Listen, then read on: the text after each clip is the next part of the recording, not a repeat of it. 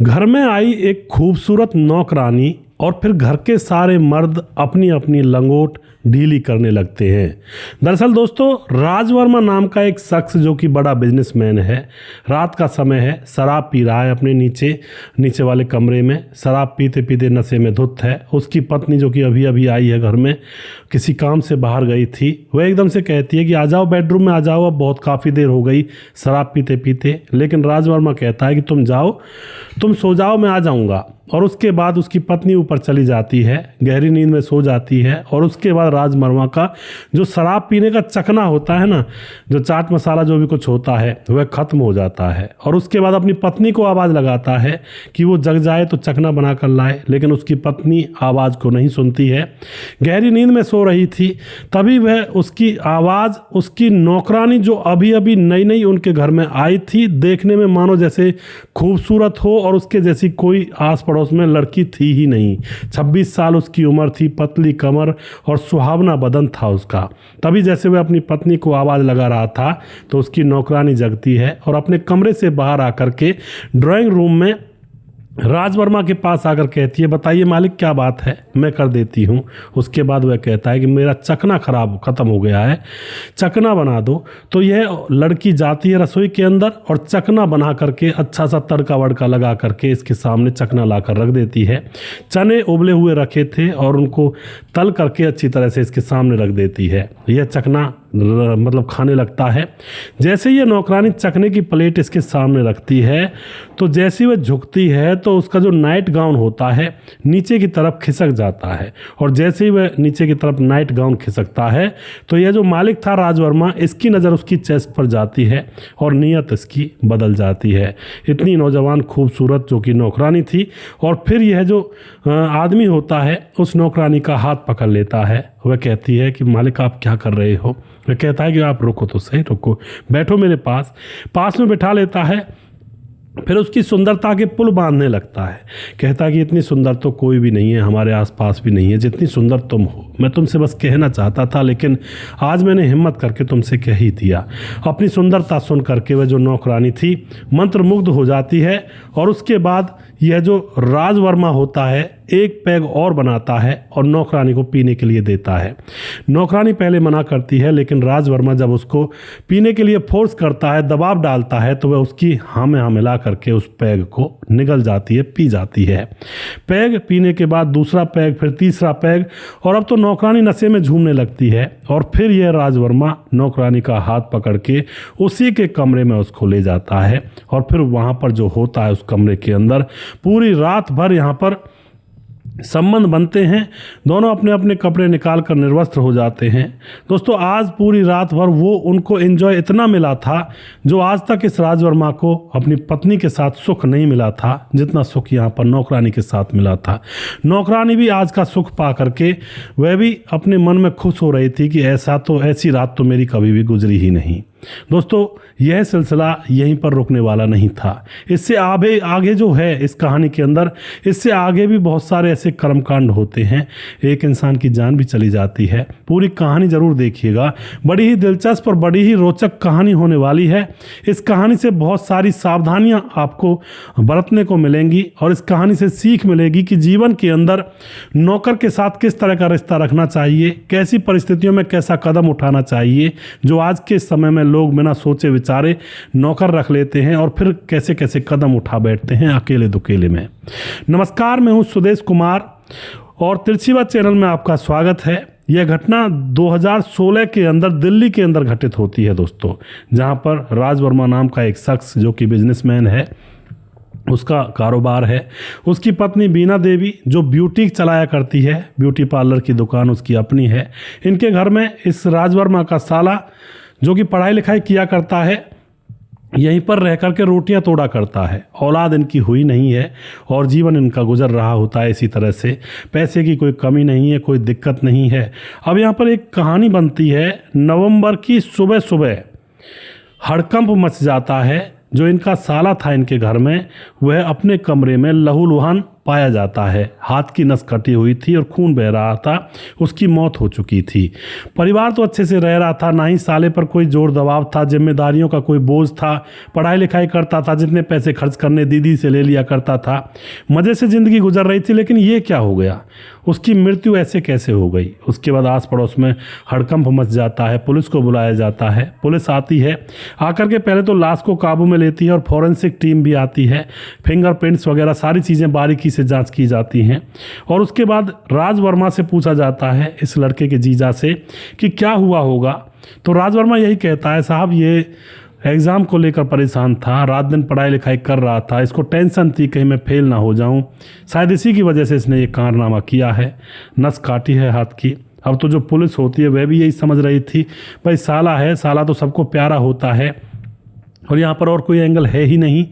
और पुलिस भी यही समझ रही थी कि शायद एग्ज़ाम के प्रेशर की वजह से यह कारनामा इस साले ने किया है। साले का नाम था सुमित। अब तो पुलिस अपनी कार्रवाई तो कर रही थी, भाई पोस्टमार्टम के लिए भी ज़रूर भेजना होता है डेड बॉडी को, चाहे कुछ भी हो। तो पोस्टमार्टम के लिए जब डेड बॉडी को भेजा जाता है तो वहाँ पर एक और खुलासा होता है दोस्तों। सर पर चोट लगी थी उसके, पहले पुलिस यह समझ रही थी कि शायद गिरने की वजह से सर में चोट आई है, लेकिन सर पर चोट लगी थी उसके और हाथ की नस कटी थी। बिल्कुल ये बात सही थी, कोई दिक्कत नहीं थी। लेकिन जो फॉरेंसिक रिपोर्ट और पोस्टमार्टम की रिपोर्ट जब साथ मिलकर आती हैं तो पता चलता है कि जिस हाथ की नस कटी हुई थी उस चाकू पर उसी हाथ के फिंगरप्रिंट्स थे। अब यह तो बात हजम होने वाली थी नहीं दोस्तों। अगर उल्टे हाथ को कोई अपनी नसों को काटेगा तो सीधे हाथ से चाकू पकड़कर, तभी तो उल्टे हाथ की नस कटेगी, और सीधे हाथ की अगर नस काटेगा तो उल्टे हाथ से चाकू पकड़कर उस सीधे हाथ के ऊपर वार करेगा। लेकिन यहाँ पर तो ऐसा मामला था, सीधे हाथ की नस कटी थी और चाकू पर भी सीधे हाथ के ही फिंगरप्रिंट्स के निशान थे। अब यहाँ से कहानी एक मोड़ लेती है, भाई ऐसा तो नहीं हो सकता कि उसी हाथ से अपनी कलाई को काट ले, ऐसे हो ही नहीं सकता। तो उसके बाद पुलिस के अंदर एक शक बैठ जाता है और फिर अब बारीकी से और गंभीरता से निरीक्षण करने लगती है। पूरे परिवार से पूछताछ की जाती है और भी चीज़ें बारीकी से छानबीन की जाती हैं। घर के अंदर जो नौकरानी होती है, पुलिस को नौकरानी के ऊपर शक इसलिए जाता है कि वह घर के अंदर सबसे ज़्यादा सुंदर थी और यौवन से भरपूर थी। 26 साल उसकी उम्र थी और जो यह सुमित था यह भी उसकी हम उम्र था, 2-1 साल छोटा था बस। अब तो नौकरानी से उसका आधार कार्ड मांगा जाता है, रिकॉर्ड खंगाले जाते हैं और पुलिस के सामने एक और राज खुलकर आता है कि यह जो नौकरानी है, नौकरानी को तो इसका पैसा है ही नहीं, यह नौकरानी नहीं है पीछे से, यह तो सिर्फ यहीं पर नौकरानी बनकर आई है। और उसके बाद इस नौकरानी से पूछताछ की जाती है। पहले तो इधर उधर की बातें करती है, लेकिन पुलिस जब अच्छी तरह से नौकरानी से पूछताछ करती है तो वह सारा राज तोते की तरह पुलिस के सामने बयां करने लगती है। नौकरानी बताती है कि जो ये राज वर्मा है और इसकी पत्नी बीना जो कि ब्यूटीक चलाया करती है और इनके साथ इनका साला सुमित रहा करता है। अब राज वर्मा बोलता है अपनी पत्नी से कि घर का सारा सामान फैला पड़ा रहता है, ना टाइम पर खाना बनता है, ना टाइम पर झाड़ू पोछा घर के अंदर लगता है। तो एकदम से बीना उसकी पत्नी कहती है कि मैं अपना ब्यूटीक चलाऊं या तुम्हारे घर का झाड़ू पोछा करूं, खाना बना देती हूं वही बहुत है। अब तो इस बात से परेशान था राज वर्मा और ये बार बार यही कोशिश करता है कि भाई मेरी पत्नी भी बिजी रहती है, मैं भी बिजी रहता हूँ, घर का बुरा हाल बना रहता है, तो कोई नौकरानी मिल जाए, होममेड मिल जाए जो घर का काम कर लिया करे, खाना बना दिया करे, हम दोनों पति पत्नियों को थोड़ा फुर्सत मिल जाएगी। और उसके बाद अब यहाँ पर जो ड्राइवर होता है उससे कहा जाता है राज वर्मा के द्वारा कि कोई होममेड हो उसके बारे में थोड़ा बताओ। तो अब यहाँ पर जो ड्राइवर होता है दोस्तों एक होममेड लेकर आता है, नौकरानी लेकर आता है और जिसका नाम था नीलू। उम्र थी 26 साल, देखने में यौवन से भरपूर, बिल्कुल गुलाब की पंखुड़ियों जैसे उसके नक्श, नए नक्श थे, खुला करते थे। अब तो 5,000 रुपये के हिसाब से उसको रख लिया जाता है, खाना पीना उसी घर में उसका होगा। अब जैसे ही वह नौकरानी इस घर के अंदर प्रवेश करती है तो जो जीजा होता है और उसका साला होता है उस नौकरानी के ऊपर फिदा हो जाते हैं। बहुत ही सुंदर जो थी ना, अब वो आ तो जाती है इस घर के अंदर, लेकिन जो साला था वह उसके पीछे ही पड़ जाता है, क्योंकि घर के अंदर ना तो दीदी रहा करती, वो अपने ब्यूटी पार्लर के लिए चली जाया करती, और जो जीजा थे राज वर्मा वह अपने बिजनेस के सिलसिले में बाहर रहा करते। घर के अंदर नौकरानी जिसका नाम होता है नीलू और जो साला था जिसका नाम था सुमित, ये दोनों ही रहा करते हैं। और आग और पेट्रोल जब एक साथ रहते हैं तो धमाका होना तय है दोस्तों। अब तो धीरे धीरे जब समय गुजरता है तो साले को वह नौकरानी बहुत सुंदर लगती है, खाना बनाती तो उसके पीछे खड़ा रहता है, मज़े से बातें करता रहता। और अब तो ऐसी कंडीशन आ चुकी थी, वह उसके शरीर पर, तन बदन पर अपने हाथ फेरने लगा था। और फिर दोस्तों नीतू को भी, जो नौकरानी नीलू थी, उसको भी ये चीज़ें अच्छी लगने लगती हैं। और एक दिन रसोई के अंदर दोनों एक दूसरे की बाहों में सिमट जाते हैं और उन दोनों के संबंध बन जाते हैं। और अब तो यह संबंध रात दिन बनने लगे थे। दिन में घर में कोई होता नहीं तो दिन में 4-5 बार इन दोनों के संबंध बनते। और रात के समय में भी यह जो नीलू थी, इसके कमरे में या तो जीजा जो साला था सुमित, वह उठकर चला जाया करता, या फिर सुमित के कमरे में नीलू पहुंच जाया करती। और इस तरह से रंगल मंगल यहाँ पर चल रहा होता है। मज़े से ज़िंदगी कट रही थी, कोई परेशानी नहीं थी।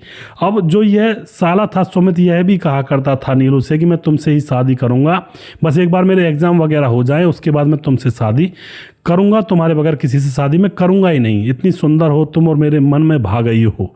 अब तो जो नीलू होती है नौकरानी, वह खुश थी। 2 महीने गुजर जाते हैं। 2 महीने गुजरने के बाद भी जो उसका प्रेमी सुमित था, वह उससे शादी नहीं करता है, अपनी बात से मुकर जाता है। तो अब वह ये कहता है भाई मैं अभी शादी बाद में करूंगा, थोड़ा और रुक जाओ। लेकिन ये जो नीलू होती है कहती है मैं अब नहीं रुक सकती, ऐसा करो हम भागकर शादी कर लेते हैं और तुम अपनी बहन का और अपने जीजा का जेवर और पैसे लेकर फरार हो जाएंगे चोरी करके, और यहाँ से भाग जाएंगे और फिर अपना घर बसाएंगे, माल लेकर उड़ना है यहाँ से। अब तो ये दोनों प्लानिंग कर लेते हैं, नौकरानी नीलू और जो जीजा का साला था सुमित वह। अब रात होती है, प्लानिंग हो जाती है, सुमित भी तैयार हो जाता है। और रात को बहन और जीजा सो रहे थे तो सुमित इनकी तिजोरी खोलने लगता है सारा माल उड़ाने के लिए। लेकिन इतने में ही जीजा जग जाता है। वह नीचे वाले कमरे में आकर देखता है कि यह सुमित क्या कर रहा है और फिर उसे डांटता है। सुमित कहता जीजा दीदी को मत बताना, मुझसे गलती हो गई और मैं इस नौकरानी से प्यार करता हूं और हम भागने की कोशिश कर रहे थे, लेकिन अब मैं ऐसा नहीं करूंगा। माफ़ी मांग लेता है तो जीजा चुप लगा जाता है, किसी से कुछ नहीं कहता है। लेकिन अब जीजा को यह भी पता लग चुका था कि उसका साला तो नौकरानी के साथ मौज मस्ती कर रहा है। तो अब यहाँ पर जो जीजा होता है उसके भी तन बदन में कुछ उमंगें उठने लगती हैं और वह भी उस नौकरानी के साथ कुछ करना चाहता है, लेकिन डायरेक्ट कहे तो कहे कैसे। अब इसी तरह से दोस्तों यहाँ पर एक दिन की बात और होती है। अब जो यह नीलू होती है दोबारा से कहती है सुमित से कि तुम दोबारा से चोरी करो, ऐसे काम नहीं चलेगा, हम भाग चलते हैं। सुमित बेवकूफ़ उसकी बातों में फिर से आ जाता है और आज की रात घर के अंदर उसकी बहन थी नहीं, सिर्फ जीजा था। चोरी करने लगता है, सोचता है जीजा तो नशे में धुत है, लेकिन दोस्तों आज भी जीजा नीचे आकर उसको पकड़ लेता है और उसके ऊपर पिटाई लगा देता है और उसको घर से निकाल देता है। अब घर के अंदर सिर्फ नौकरानी रह गई थी। और उसके बाद क्या होता है दोस्तों, यहाँ पर वह अपनी पत्नी को बता देता है कि तुम्हारा भाई चोरी कर रहा था। तो अब उसकी पत्नी भी क्या करती, भाई चोर को घर में थोड़े रखा जाता है। लेकिन अब धीरे धीरे समय गुजरता है। जो राजवर्मा होता है यह नहीं बताता है अपनी पत्नी को कि तुम्हारे भाई के और नौकरानी के अवैध रिश्ते हैं, क्योंकि वह खुद भी यहाँ पर अपना मामला सेटल करना चाहता था, इसलिए इस बात को दबा लेता है। अब धीरे धीरे समय गुजरता है और जैसा कि मैंने आपको कहानी के स्टार्टिंग में बताया, एक रात की बात होती है। जो राज वर्मा होता है शराब पी रहा होता है नीचे ड्राइंग रूम में, वहीं पर पास में उसकी नौकरानी का कमरा था और उसकी पत्नी का बेडरूम ऊपर था। पत्नी आती है, चलो ऊपर चलो, अब बहुत देर हो गई, लेकिन वह कहता मैं आ रहा हूँ, तुम चलो ऊपर। पत्नी ऊपर चली जाती है, गहरी नींद में सो जाती है। 12 बज जाते हैं। नौकरानी से ये आवाज़ लगाता है अपनी पत्नी को चकने के लिए, लेकिन नौकरानी जगती है, चकना देती है और फिर इन दोनों के संबंध बन जाते हैं। मैं आपको कहानी के स्टार्टिंग में बता चुका हूँ। दोनों के रोज रोज संबंध बनने लगते हैं। धीरे धीरे समय गुजरता है। एक दिन की बात होती है, रात को जो पत्नी थी बीना, वह थी नहीं घर पर। इन दोनों के संबंध बन रहे थे और तभी वहाँ पर साला सुमित आ जाता है और दोनों को निर्वस्त्र पकड़ लेता है। अब साला इसको धमकी देता है कि मैं अभी दीदी को बता दूंगा और अभी मैं दीदी को बताने जा रहा हूँ, लेकिन ऊपर दीदी मिलती नहीं है। उसके बाद वह फ़ोन करने लगता है। तो जो नौकरानी होती है वह सोचती है कि वह सब कुछ भांडा फोड़ देगा, अब क्या होगा, क्योंकि नीलू जो थी उसने सोचा कि सुमित तो कुछ कर नहीं पाएगा, तो इसके जीजा को फंसा लेती है और इसी चक्कर में उसके जीजा के साथ मौज मस्ती कर रही थी कि इसके जीजा से पैसे ऐंठूंगी। लेकिन अब जो सुमित होता है वह एकदम से इनको जब पकड़ लेता है तो फ़ोन करने लगता है। इतने में नीलू उसके हाथ पर चाकू मार देती है। वह लहूलुहान हो जाता है और पीछे से उसका जीजा भारी वस्तु से सर पर प्रहार कर देता है। वह गैरचेत ज़मीन पर गिर जाता है, खून बहने लगता है और थोड़ी देर के बाद उसकी सांसें उड़ जाती हैं, निकल जाती हैं शरीर में से, यानी कि मौत हो जाती है। जब उसकी मौत हो जाती है तो उसके बाद क्या होता है दोस्तों, यहाँ पर जो यह दोनों थे ये अब चालाकी करते हैं, ये कहते हैं कि इसके चाकू को इसी के हाथ में पकड़ा दे और फिंगरप्रिंट्स लगा देते हैं इसी की, और फिर हम ये कह देंगे कि भाई एग्ज़ाम की वजह से टेंशन में था और इसकी मौत हो गई। अब ये ध्यान नहीं देते, हड़बड़ाहट में जिस हाथ की नस काटी गई थी उसी हाथ के फिंगरप्रिंट्स उस चाकू पर लगा करके वहीं पर उस चाकू को डाल देते हैं। समझते हैं कि अब ये पुलिस यही समझेगी कि किसी ने मौत अपनी, मतलब अब अपनी ही गलती है इसकी, लेकिन वह भूल गए थे कि यहाँ पर गलती कर चुके थे। यह सारी बात वह लोग बताते हैं। और फिर दोस्तों यहाँ पर क्या होता है, अब इन दोनों को पकड़ा जाता है, इनको जेल में डाल दिया जाता है। नीतू जिसका बॉयफ्रेंड था मनोज, और जब ये प्लानिंग रची गई थी तो पहले से ही नीतू जो नौकरानी थी उसने अपने बॉयफ्रेंड के साथ मिलकर प्लानिंग की थी, इनके घर में जाऊंगी, सारा कुछ माल उड़ाऊंगी, चाहे मुझे इनके साथ शादी करनी पड़े या प्रेम प्रसंग रचाना पड़े। ये पूरी प्लानिंग थी नीतू की। लेकिन नीतू भी गई साथ में, कहते हैं ना हम तो डूबेंगे सनम लेकिन तुम्हें भी ले डूबेंगे, साथ में इस राज वर्मा को भी ले डूबी। घर में 2 मर्द थे, दोनों मर्द अब घर को छोड़कर जा चुके हैं। साले की मौत हो चुकी, राज वर्मा जेल में रहेगा, नौकरानी जेल में रहेगी, और इस नौकरानी के प्रेमी मनोज को भी पकड़ा जाता है क्योंकि वह प्लानिंग में शामिल था। तो इस तरह से दोस्तों छोटी छोटी चीज़ों पर घर बर्बाद हो जाते हैं। अगर यह नौकरानी से के प्यार प्रसंग में ना पड़ते दोनों जने तो कुछ नहीं होता। नौकरानी 6 महीने रहती, साल भर रहती, देखती भाई ये तो मेरे काबू में आने वाले है ही नहीं, तो नौकरी छोड़ देती ज़्यादा से ज़्यादा, इतना ही तो हो सकता था। लेकिन ये दोनों बेवकूफ़ उसके चाल में फंस गए, उसकी सुंदरता के मोह जाल में फंस करके अपनी ही ज़िंदगी बर्बाद कर ली। बसा बसाया बिजनेस ख़राब हो गया, बसा बसाया घर ख़राब हो गया, और एक लड़की की जान भी चली गई। तो भैया कोई भी नौकरानी आए, कितनी भी सुंदर है, थोड़ा सा अपने आप को बचा कर रखें, इन चीज़ों में बहुत खतरा होता है। अवैध रिश्ते में या तो घर टूटते हैं, घर बिखरते हैं, मौत होती हैं, या फिर हत्याएँ कर दी जाती हैं, या फिर इंसान की खुद की जान चली जाती है। आप जो भी कुछ कहना चाहते हैं अपनी राय कमेंट बॉक्स में लिख सकते हैं, लोगों के साथ शेयर कर सकते हैं। और वीडियो के लास्ट में कुछ भाइयों के नाम मैं भी लेना चाहूँगा जो हमारे वीडियोस को देखते हैं और हमें खूब सपोर्ट करते हैं।